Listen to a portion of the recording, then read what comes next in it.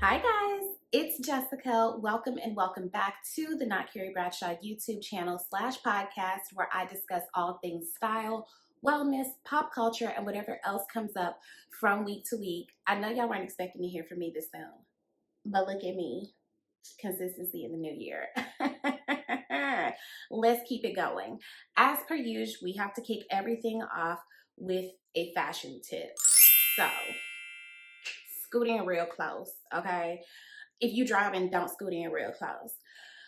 I always encourage people, especially my style clients, to dress for themselves and not to appeal to other people because style is so personal and subjective. You will never make everyone happy. And if you do dress in a way that everyone approves of, your style is probably quite pedestrian and probably doesn't quite belong to you because you're trying to appeal to the senses of others.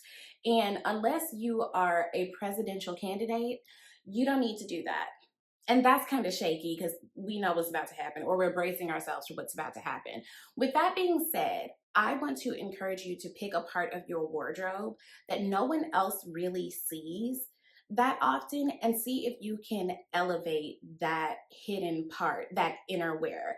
For example, people who wear bras are notorious for this, okay? Sometimes in life, we get comfortable with discomfort, or rather, we get comfortable with the mediocrity of a certain like kind of experience. It's like, oh well, and we just kind of accept it, right? So you probably have a bra that you have been wearing the fuck out, okay? The elastic is gone. The elastic left you on red. The elastic stood up, looked at you, and asked you what she was about to do. Okay, the elastic ghosted you. You're not even getting optimal support anymore. But in your mind, this bra is comfortable, quote unquote, because it's the one that you've had for so long. It's like an everyday t shirt bra. It goes under most things. It's like the perfect color, but the color is fading. The hooks are bent in the back. You need to let that bra go. You need to donate it. Okay, I will be providing links in the episode description of where you can do that. And you need to treat yourself to a new bra. And you might be thinking, ain't nobody gonna see it. Or if somebody does see it, maybe you're with a partner who like don't even care like that. But I want you to care. I want you to care. Are you not worthy of not only seeing something nice for yourself, but also having optimum, comfortable support? And I know it's a task to go bra shopping. I say that as someone who used to be an H cup. Mind you, I'm 5'2", so we got a top tier breast reduction and lift. Shouts out to my doctor. So I get it. Bra shopping is daunting, but you deserve that. And I feel like bras are one of those places where you really can access a certain level of luxury because they go on sale all the time. Okay. So, one of my personal projects for this year is to make more of an effort to match my bra and my underwear. Ain't nobody seeing them. It's just for me. And when I was dating that man, even though I have never dated anybody in my life, I have never dated anybody in my life. But when I was dating that man, I made this like real effort to have like cute little stuff to like wear around his house when I would visit because it's just like, stay ready. You ain't got to get ready. And when the relationship ended, I was like, I deserve to walk around my own house in cute stuff. Let me, kind of elevate my inner wear. That's just for me. Another place where you can do this is socks. I used to wear mismatched socks all the time. So I was like, girl, ain't nobody gonna see it. My socks would be threadbare. Again, elastic tapped out. Elastic put in its 2 weeks notice months ago. And I'm still holding on to them socks. And you could be fighting for your life, having the worst day of your life, and your sock will slide down in your shoe. And that'll be your 13th reason why. Have you put on a quality sock lately? A cushioned, fresh elasticity sock? Baby, it'll change your life. So let's just find something that's part of our inner wear that nobody else sees. Maybe it's your drawers, whatever. And just elevate that experience for yourself and see how good it feels to do something just for yourself. Everything shouldn't be for everyone's consumption. Something should just be for you. You know what I'm saying? And if you are going to take my advice and elevate your bra collection, tapping back into my illustrious career at Victoria's Secret. okay? For every one bra, buy 4 to 5 matching panties. I hate that word. Buy 4 to 5 matching drawers to go with each bra. Because obviously, hopefully, you wash your drawers more than you wash your bras. And take better care with how you wash your bras, y'all. If you spend money on it, take care of it. Some bras, you just need to wash that by hand, baby. Put it on the delicate cycle. Get you a little bit of Woodlight when it's on sale.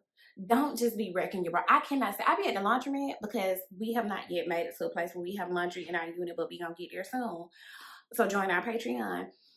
I be at the laundromat looking at people putting their bras in just the big drum, like the big washing machine with all their other stuff, and it gets all twisted up and stretched out, and it's just like, baby, you ain't gonna be able to do nothing with it for a minute, and you should be able to take care of everything so you can hold on to them. And when they have been gently loved and used and whatnot, you donate them and you move on with your life. My second thing, I'm gonna say this as diplomatically as possible. Everything that's expensive isn't meant for formal wear. I think that because most of us are not wealthy, right? We have to spend our money where we can spend it. So you want to get the most bang for your buck. I think that we are conflating expensive luxury with cocktail attire, formal wear. Everything that's expensive isn't necessarily fancy or elegant, which is kind of a loaded term. Example, your Apple Watch does not need to be worn with your formal gown. Technically, when people wear tuxedos, technically it's inelegant to wear a watch with that, period. But I want us to, you know what I'm saying? Let's think that through. An Apple Watch is big. It's functional. When you're out for the evening, when the sun done went down, you're supposed to be having fun. You know what I'm saying? You're supposed to be socializing. You're supposed to be out here among your folks. We don't need the big Apple Watch with the formal wear. That's also the reason why people will carry like a big designer bag with nightwear, with like going out with your cocktail. I know that you spent money on your Neverfull.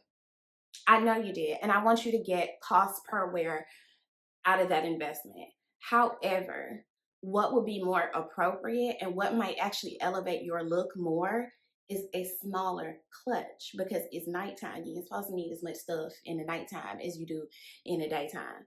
It's what those bags are big and they're made out of canvas and durable leather and things like that.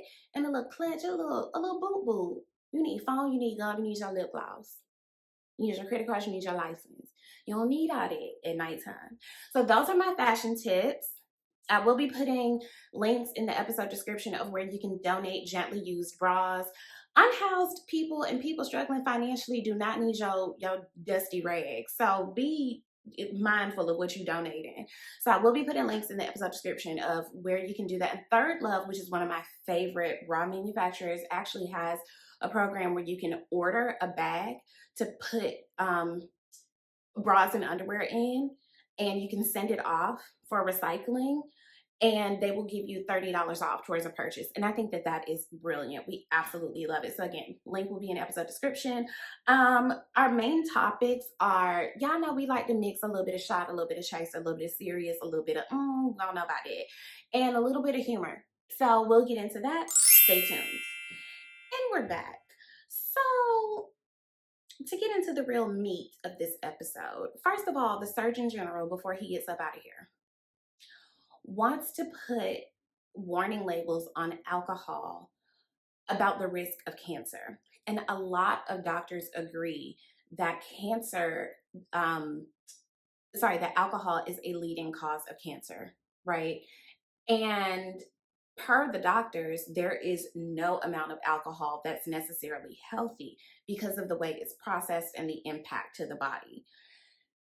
That poses an issue for a couple of reasons. First of all, life is hard and sometimes you need to disassociate. Sometimes you need a little help to relax. Sometimes it's a social lubricant. Alcohol is central to a lot of our social interactions.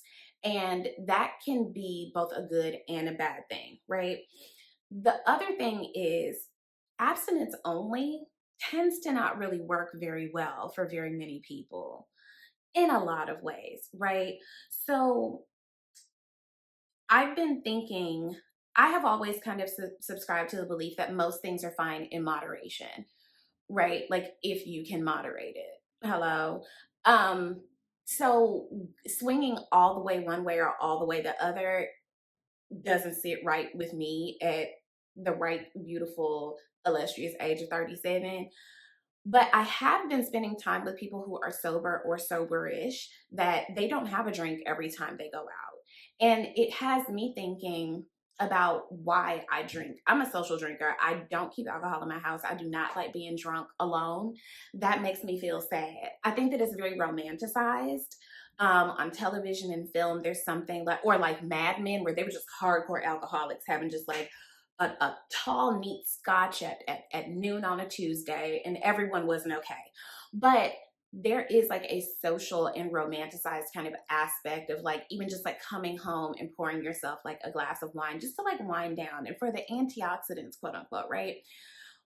But I have been questioning, like, well, why do I drink? And would I enjoy myself just as much if I didn't? And I have really bad post social anxiety, um just from some things that maybe we'll talk about in a later episode. But I can go out and have a really great time, and the next day I will pour over everything that I said and did out of fear that I didn't behave the way that I wanted to behave. And I'm sure that like drinking contributes to that, but I also feel that way when I'm like completely sober because it's just a thing that I have to work through. So, said that to say, I have been testing like when I go out, order a Shirley Temple, order a ginger ale, order a club soda with lime, like Homeboy from Strictly Business, one of my favorite movies, and just see like if the experience is different. Number one, you will save money because drinks are expensive. And I have to be honest, I don't know what drinks cost in my 20s. I didn't have to buy them. Okay. I was in Atlanta living the high life. When I moved to New York, baby, I said, dude, they didn't always how drinks always been this expensive. Didn't know anything about it. Shook. So you will save a bit of money. And I'm just testing that out to see like I'm questioning my whys of a lot of things. I want to be more intentional with my choices, and that's part of it. Why do I do this? Do I just need to disassociate for a little bit? And that's okay. But are there other ways that I can do that that are more productive, that are more actually healthy for my body, and that will save me a coin? Because we are still on a journey to save a coin. So, this has also led me to questioning why we abstain and why we abuse. So, this time of year, people are, setting new goals and new intentions for themselves. And a lot of that involves abstaining from things or doing like the hard 75 or soft 75, all these different things, all these different programs, Whole 30, Daniel Fast, all this different stuff where we deprive ourselves of things. And as I was journaling in preparation for this episode, I was thinking about the fact that when I have abused things and when I have abstained from them, they both come from the same place of trying to feel and or be better. And I used to be very into church. I like to think that I was never like a judgmental asshole like some of the girls who are on their alleged spiritual journey.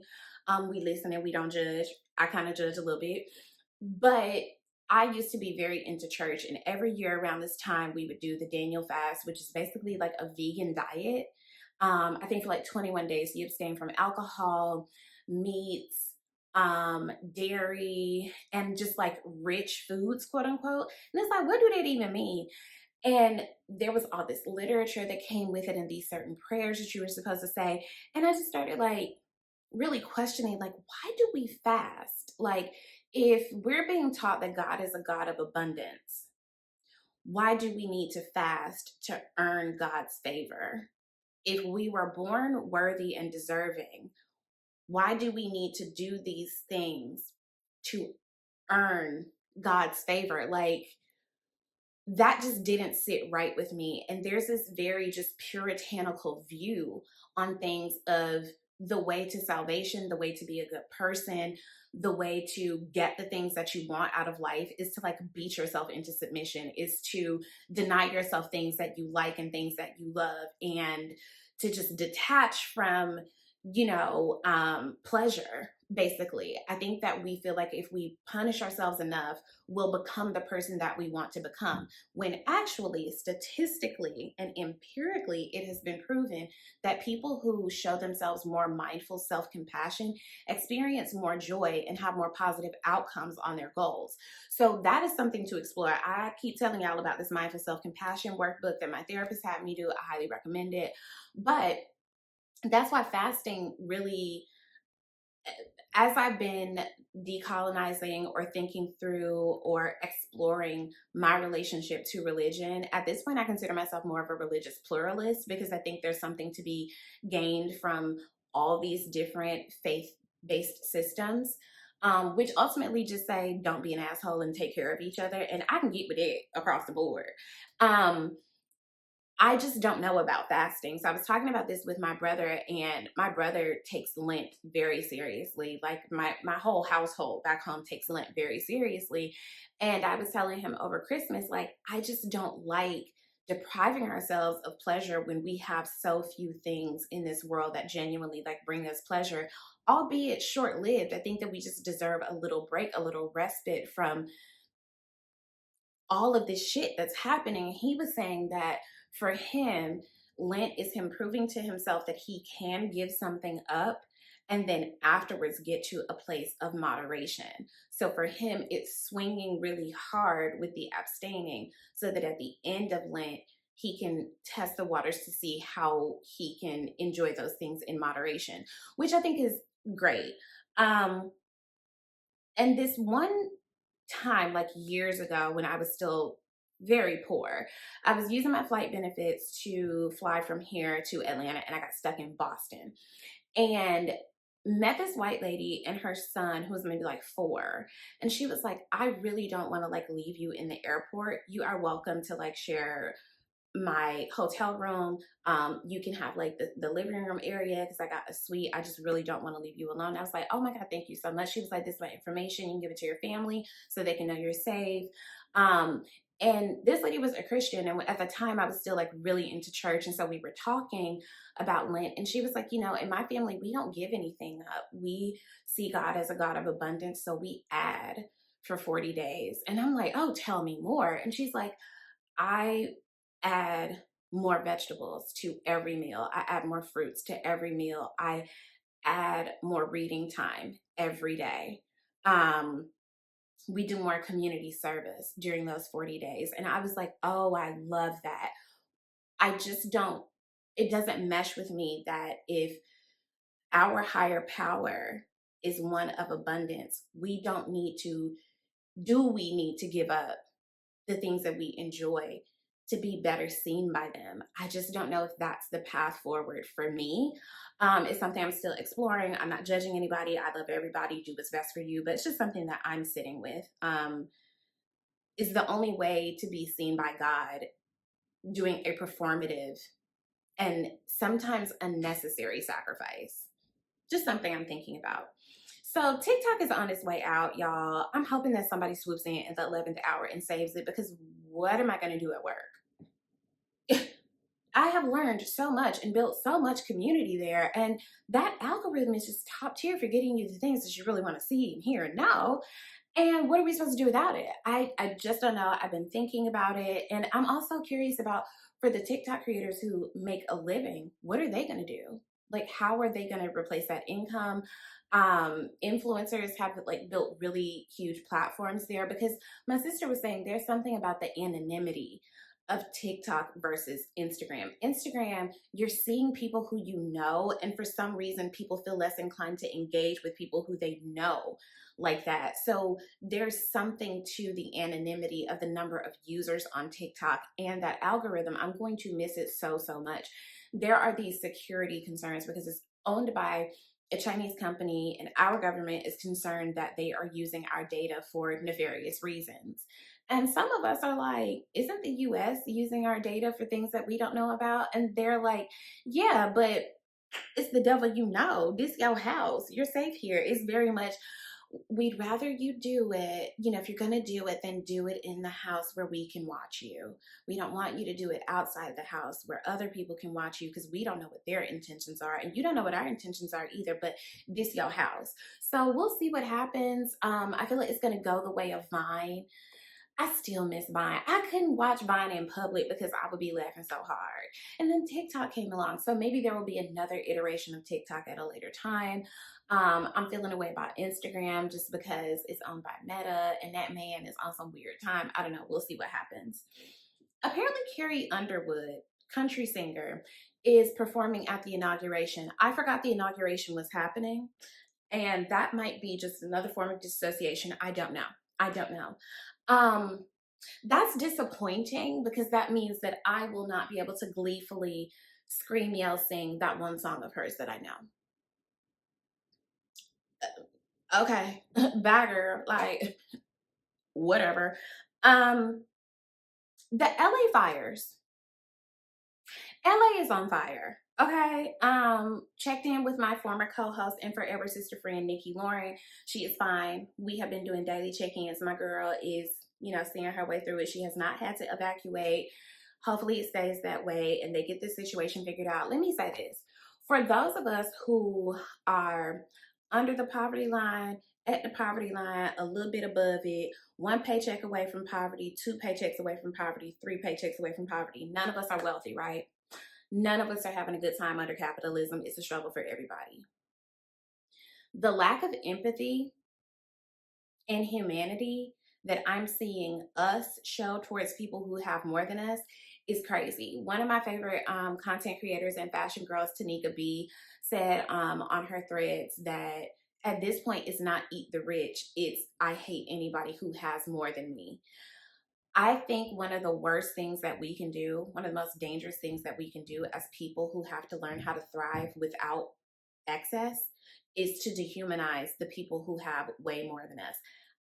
That's not to say that you need to be brown nosing with billionaires the way people do. Like, people will side with the extremely wealthy in terms of taxes as if that's going to somehow trickle down to them. Like, you think that if you're really nice to them that they'll give you some of their money, or if you support them having tax breaks, then maybe eventually you'll become very wealthy and you'll get those tax breaks. Not bloody likely, all right? So cut that out. That's not what I'm saying. I'm just saying that the devastation of losing everything, and yeah, it's just stuff. You didn't lose your life. You lost a home. You'll be able to replace your home. Think about the sentimentality of things that were lost there. Baby pictures, family heirlooms. Like, there are some things that do like hold some like value that are irreplaceable. And just because people have more than us per this myriad of systems that we're all subjected to does not mean that they are not still human people experiencing a really tough time. And I don't want to see us treat them the way they treat us. Now, we do need a little bit of that, to be fair. We do need a little bit of that, but let's keep things in reason, y'all. That shit is not okay. Like, they'll be all right, da da da. Sweetie, you on speakerphone. I don't think you want people to know that you're a little bit of a sociopath like that. Don't do that. That's crazy. Let's have some empathy and some common humanity. Nobody's having a good time right now. Some of us are having a worse time than others. Do not get me wrong. Like, there are levels to suffering. Okay, like, I bought new boots. They're gorgeous. They're leather all the way throughout, 50% off. I got those boots early. UPS delivered early. I can't squeeze them over my calves. Am I devastated? Absolutely. Is that on par with the homelessness crisis? Fuck no. You know what I mean? Like, sometimes we have champagne problems, sometimes we have vodka problems, and sometimes we have coffee problems. Do you know what I mean? I don't. I got lost in the metaphor. It's okay. Point being, don't be an asshole.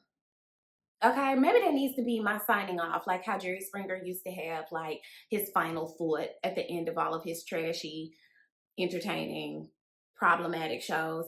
My final thought for all of this is don't be an asshole and do something to take care of other people. Take care of yourself first. You know, put your mask on first before you put on someone else's. But don't be an asshole and take care of each other, because the behavior and the things that I'm seeing where people just don't give a shit that these folks have lost everything and are being displaced is horrific, and we don't want to be like them. We don't want to be like them. We know that if it was the other way around, they wouldn't give a shit about us, but we don't need to measure ourselves by them. They cannot be the yardstick by which we measure our humanity. You know, like, it sucks to always have to be the adult, but let's be the adult, because what the hell going on? That's it for this episode. I gotta get to work, but I'm bracing myself for Beyonce's announcement. And again, I am hoping that it's a rock album, because Don't Hurt Yourself is one of my favorite cardio songs.